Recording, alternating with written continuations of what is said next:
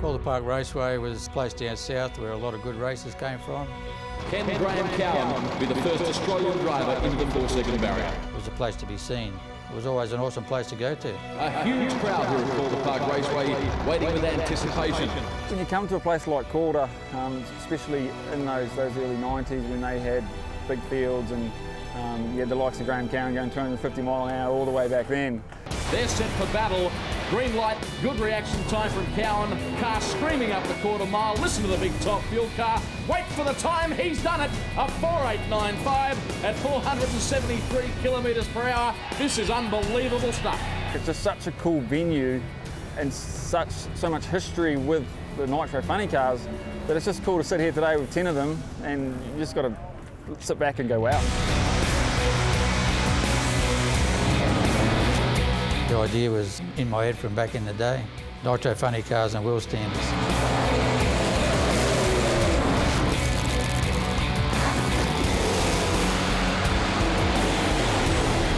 Fans deserve it.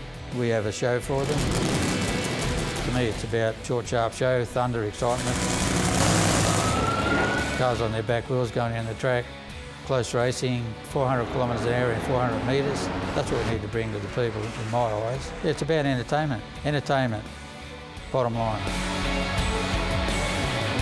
We could have went out and raced yachts or things that are boring. We choose to do this because that's what we do in life. We're just bringing back the excitement from the days of a gone by era, really. That's what it is, and I'm really proud of what we've achieved here.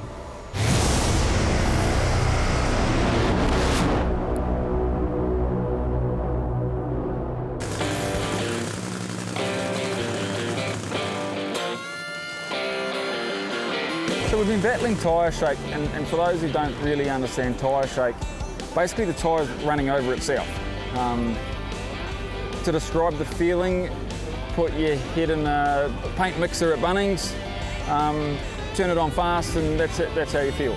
It shakes you around, it knocks the filling out. That's just part of what you deal with, but it slows the car down. So it's one of those things where you can have tyre shake for multiple different reasons, but you just got to figure out why, and that's the reason for half the changes we've done. We've made so many changes, the information we've got no longer really applies, so the first one's a bit of a stab in the dark, but we'll make something work.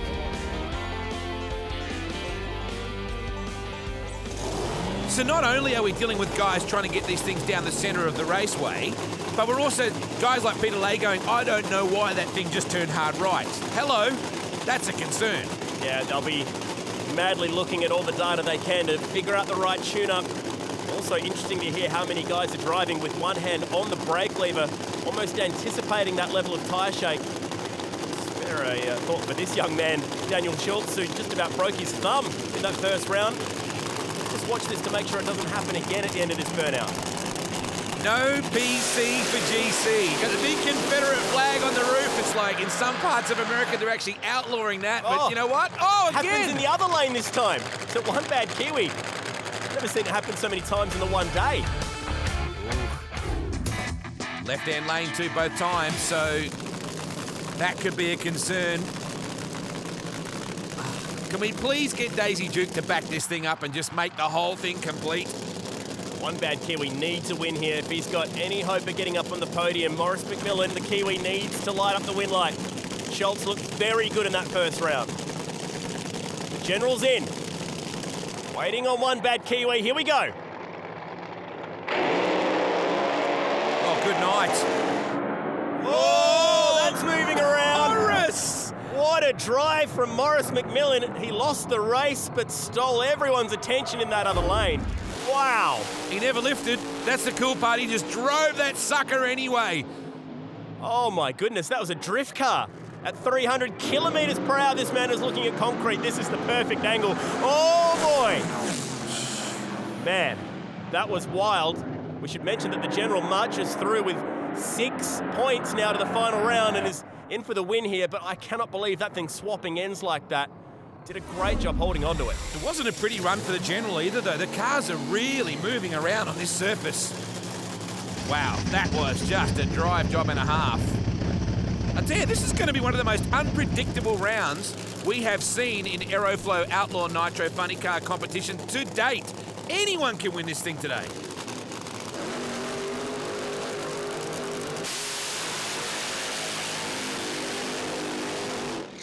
Well, that sounded very stout for Darren Fry in the Bandit. And once again, we've got the Rustler. They were unsure as to why it was rattling the tyres so hard last time out.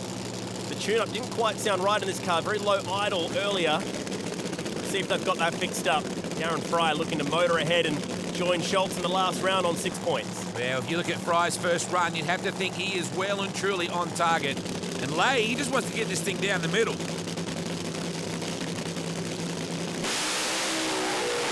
Whoa! This time it goes left and whacks the wall. They're going to make some serious changes to that car. Well, they made one change and went left instead of right this time, but it actually blew the tyres off it. Almost went the other way. Oh, it slipped on fuel. Yeah, I was going to say, it was hosing fluid. Yeah. Down, that's what did that. It's knocked some form of fuel line off it. It's got under the left tyre, and it's pitched it hard into the fence. He's okay, which is the good news. There is Graham Cowan himself having a look at Nitro Express. This car very close to his heart. This venue has had some very good moments for Graham back in the years. Yeah. Set that first ever 4-second pass here in Australia. The old Rocket Industries dragster. Much shorter wheelbase on these cars. And we're not used to seeing Nitro Express going into the second round without a win either. Dark horse by name, maybe dark horse by nature today, Chad. Unusual that they would race each other twice back-to-back like this, but a slightly different format that we changed up in Cairns sees 2 rounds of random draw. And typically I'd say that's the short straw coming up against Nitro Express, but Dark Horse got the job done last time. Confidence is a good thing in motor racing too. You roll in thinking you got half a chance, you're halfway there in the medal stakes. Rick Dorsey looking for revenge here.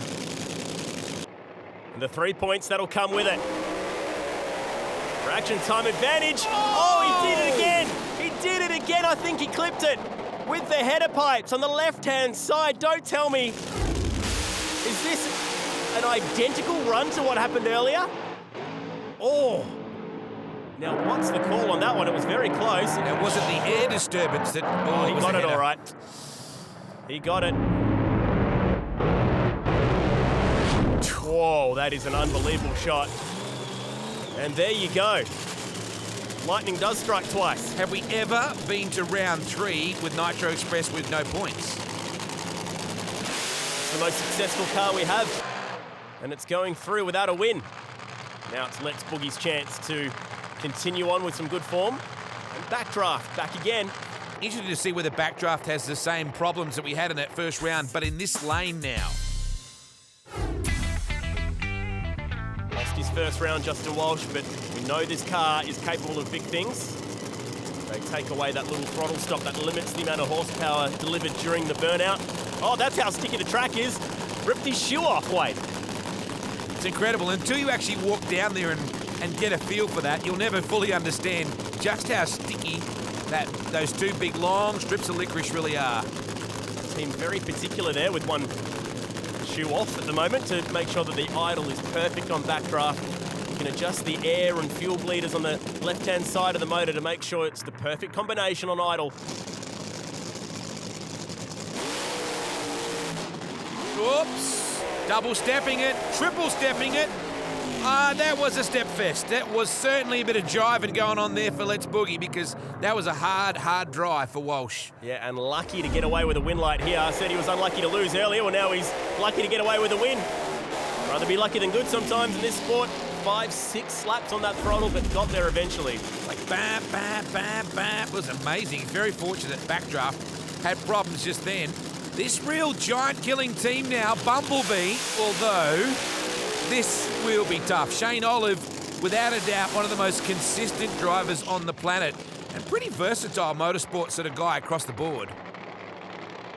Had a good 7-8 consecutive podiums in the Aeroflow Outlaw Nitro Funny cars across the different cars that he drove, but since putting himself in the Red Devil has been unbelievably consistent, so this will be a hard task for Donnelly. That right lane, though, it's been difficult to master tonight.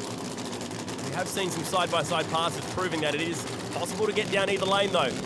Let's see if they've got the right tune-up. And we should point out too, that is as you look down the raceway, this is the left-hand lane from the rear, the right-hand lane. So when you look at it this way forward, it gets a little bit confusing. That is the right-hand lane with the red car is in. Nothing in it at the lights, but oh my... Wow. Bumblebee does the job, Chad. Wow. Bumblebee getting the win here. The Red Devil with a rare miss on this pass. How's the laugh? The team can barely believe their luck. This has been a round of upsets. Oh, man. I think not only was it turning, it was bouncing. It upset the flow of that motor too. It dropped some cylinders. One or two pedals to get it going, and there on the right-hand side, it's got fuel out of it. Just took the load off the motor, and that's a pretty good way for one of those cylinders to go out.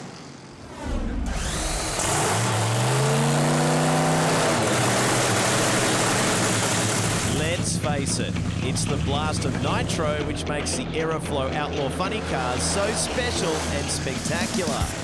And with that blast of Nitro comes a huge amount of horsepower. And this team, Daniel and Greg Schultz with the General, know all too well the Nitro tightrope that they walk with this car.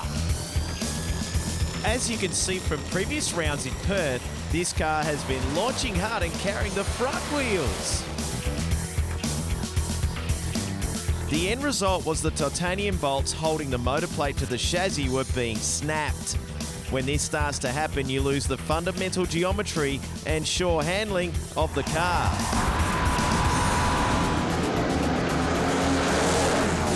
So the team decided they needed to move the engine forward just 5 centimetres in this car to help calm the front end down.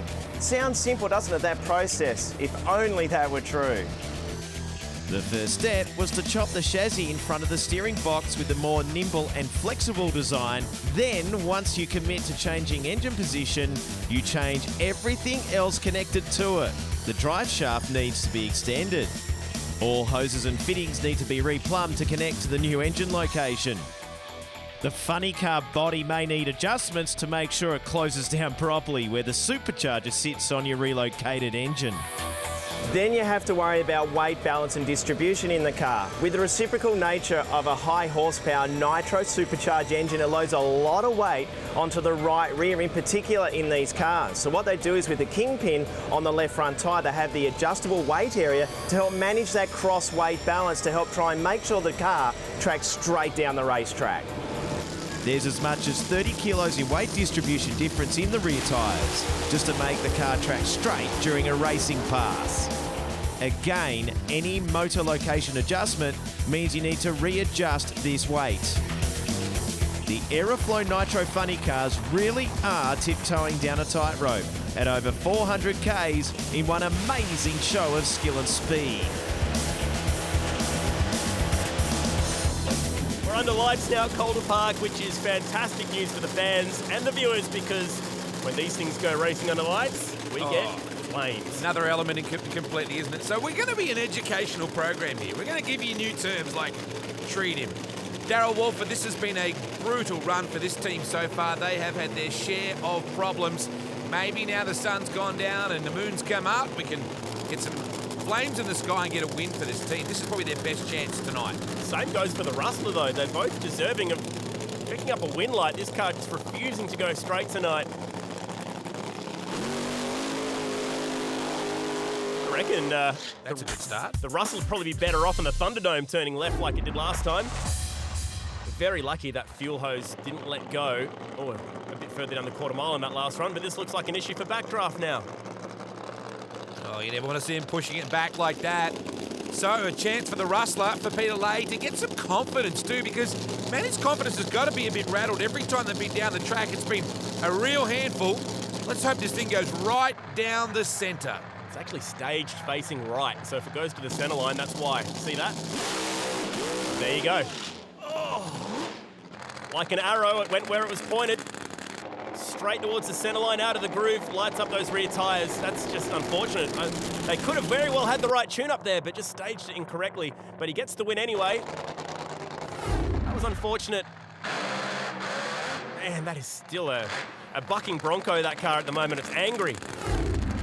And like you said, they've really, unfortunately, lost an opportunity to test that setup because they won't get any information at all out of this How about this? Almost like a Scandinavian flick. He was like a rally car driver in his previous run. Maurice McMillan. The car was never really at any point straight. This guy here he'll steamroll McMillan if he's not on his A game this time.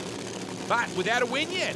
That's what I was going to say. I can't believe that these two drivers are on 2 points at the moment, which means 2 rounds, 2 losses. Bit of pride on the line here. They won't be getting a trophy tonight, but there's still so much to fight for. Finally, we can start bringing up rugby league and rugby union with this guy. Normally, he's always got the smart answer, but on this occasion, he's had a difficult night. However, so has the guy alongside him. This has been probably the worst round for Rick, and I say that with respect because he sets the bar so very high normally. A 5-time winner, including the very first event back in November 2013, Rick Gorsier Nitro Express, but he's in that pesky right lane for him tonight. Graham Cowan ushering him into that pre-stage beam. He's also needing to go straight down Broadway on this run because he's knocking that middle cone off the racetrack. Cowan just bringing him into position as one of the most powerful index fingers in all of Australian motorsport. Quiet old bloke walking away from the car there, puts his heart and his soul and his lovely wife Wendy's into this entire circus. Bit of pride on the line here. That's better. Good flames, great flames. Gee, walked towards the centre line again, but that is the run that he richly deserved. A 480, it's a power run over 1,000 foot. Lights up the wind beacon. Just watching McMillan turning the tyres at the start as well. That's probably what cost him. That was a pretty good drag race. It's just the start that hurt McMillan here. He had to tromp it, but he really came home hard. But you can't afford to give Rick that kind of lead. That is the fastest. Way! That's how fast it was. That's the fastest run we've seen so far today, and the quickest too, lowering down the body. So both these drivers come in on 4 points. We've got 4 drivers on 6 points, which means that a win here with a good time could potentially score you a podium and one of those amazing billet trophies. Just been the most unpredictable round I've ever seen for this championship. You've seen guys like Rick Gorchie not even scoring points, getting taken out, finally getting a win up in the 3rd round, which is just unheard of.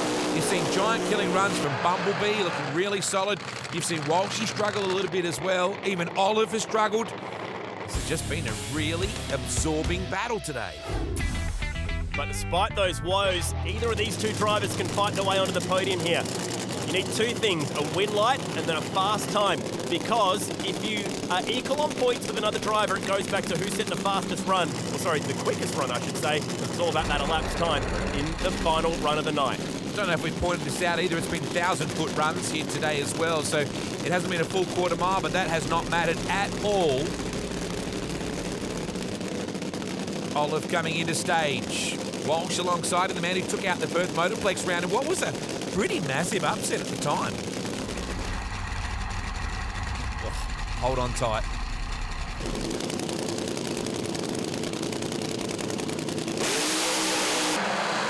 Can't keep a good man down, can you? That is exactly what he needed. A 483, 383 kilometres per hour. That right lane has come to life right now. Both Gorsie and Olive marching straight down it. And that's going to take some beating. That could be the pass that gets him a trophy tonight. Geez, it wandered towards the end a little bit, didn't it? But both guys doing a superb job. Look at Olive right out near the wall just then. Good drive job. And that'll take some beating. So from this point onwards, you need to set fast times. 483, the number to beat if you want 3rd on the podium. But these guys are going for the win. So the next 2 passes, the last 2, all contain drivers on 6 points. So it's whoever gets the win light here and sets fast times will be going to the top of the podium. You know, it's a mark of a great driver with someone like Olive and also Rick Gorsie earlier. When the pressure is on, when you can really perform under pressure, when it's all hanging on one particular run, you can get your act together. That's what it's all about. Massinio has been stout today, and so too has Fry. That was a monster burnout. Darren Fry making that step up to Nitro, like we mentioned. It has been on the podium already. That came at South Coast Raceway back in February this year. Massinio, he knows what it's like to get the big win. Palmyra, back in 2014, was the first time and only time that he climbed to the top step of the podium. That's the part I want to know. I've got a good relationship with the guy that packs my chutes. He just saw the guy at the back that is making sure the chutes were connected properly. A lot of drivers pack their own parachutes for that very reason. They simply don't trust anyone else to get the job done. What, no one lets their wives do that job? So, watch for the ETs here of the car that wins, and the car that loses needs to go quicker than 483.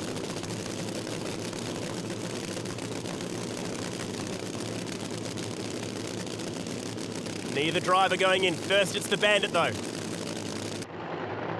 Big staging duel. Oh! Good race again. Nothing in it at the lights either. But that is a great result for Dark Horse. What a massive effort. Messinio living up to his name here at Calder Park. So it's the Dark Horse, the first car through on the maximum 9 points. He's guaranteed either first or second. For Darren Fry, that losing run was not quicker than the 483, and it came with a pedal there, so Messinio has set a time that can be bettered. Even the onboard camera struggled to hold on. Big RPM at the finish line there. Wow. Which driver will join the Dark Horse on 9 points? Will it be the General, or will it be the Bumblebee? It's not enough, though, to get the win light. You still have to go quicker than that time of Messinio. 4.93 seconds is the number we're looking for.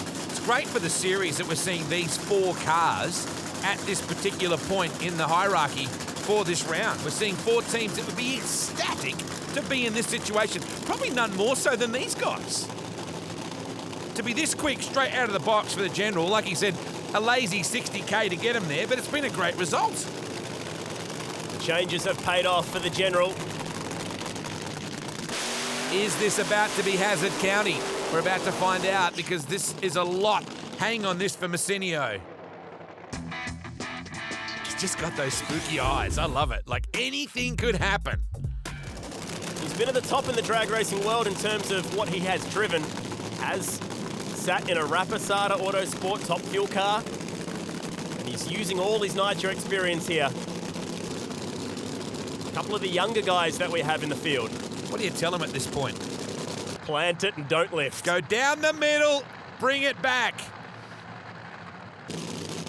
Bumblebee v General. Look at Messinio saying, please. He's hoping they both go slower than 493. Whoa! Across the centre line. That's a disqualification for the car that was first there. Bumblebee, 5.286, you win. Dean Neal could have said, sorry, mate, I'm just kidding. He ran a 475. Then we could have watched his reaction. Look at that. Raw emotion with raw Nitro. Bumblebee gets the win light, but didn't go fast enough, so it's a tie on 9 points each. Jake Donnelly, I know you would have loved to have won the event outright, but hey, you've had another great event. Well done. Yeah, I'm over the moon. I mean, it wasn't pretty. Schultz come across in front of us. I clicked it. It's better to escape the car and be in one piece. Congrats to Paul. So it's been an awesome meet. Can't complain. Thanks to GC, Wendy, the crew, Mum, Dad. Can't thank anyone enough. It's awesome. I can't believe it. I turned 50 2-3 weeks ago. Went to the States, had an absolute ball. Went to Bakersfield, drove Dennis Young's Scorcher down to Bakersfield. I come home, my kids and my family surprised me with a bar in my shed and all this sort of stuff, and I thought, how cool would it be to come down here and just take number one? Wow, I want to be 50 again and again. Happy 50! Time for the podium and time to hand out these rocket trophies. Aren't they special? And that is third place for Shane Olive with the 483 run. A personal best, second place here for Jake Donnelly. And taking out the round win here. And isn't he happy about it? Paul Messinio in the Dark Horse. Once again, this series delivers an edge-of-your-seat experience. You got to get out and see this live. I know it looks cool on TV. You got to get out and smell the Nitro and be a part of it. Check them out on the website. You can Google it. It's probably the easiest way to get across it. All the social media is covered. Chad, once again, a rip-snorting round. Thanks for joining us here at Calder Park Raceway. This has been the Aeroflow Outlaw Nitro Funny Cars.